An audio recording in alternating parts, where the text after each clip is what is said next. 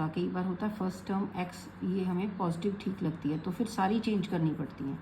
तो ये आ जाएगा इस तरह से, ठीक है।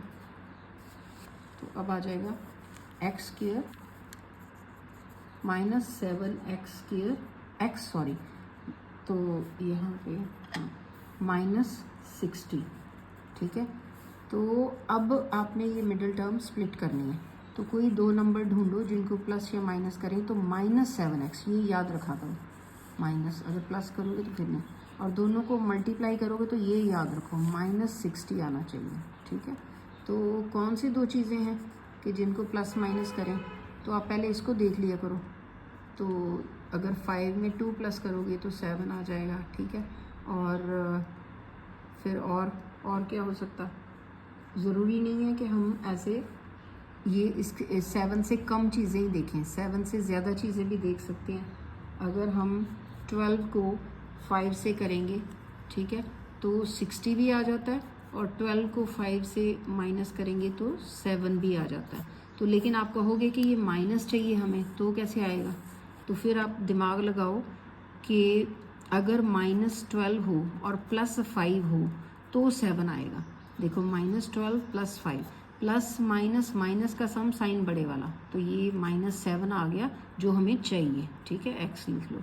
तो दूसरी बात है कि हमें देखो अब हमने नंबर ये ढूंढे हैं, ये वाले -12 को +5 से मल्टीप्लाई करेंगे तो -60 ही आएगा जो हमें चाहिए। तो ये प्लस माइनस का ज़्यादा ध्यान रखना।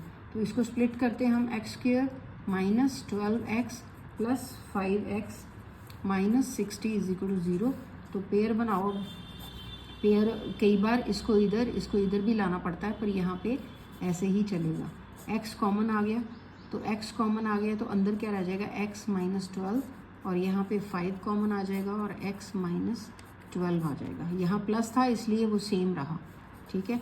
तो अब इस केस में ये कॉमन आ गया x -12, और बाहर वाले x + 5 = 0। इस केस में आपको पता है ये आ जाएगा, इस केस में -5 आ जाएगा, ठीक है।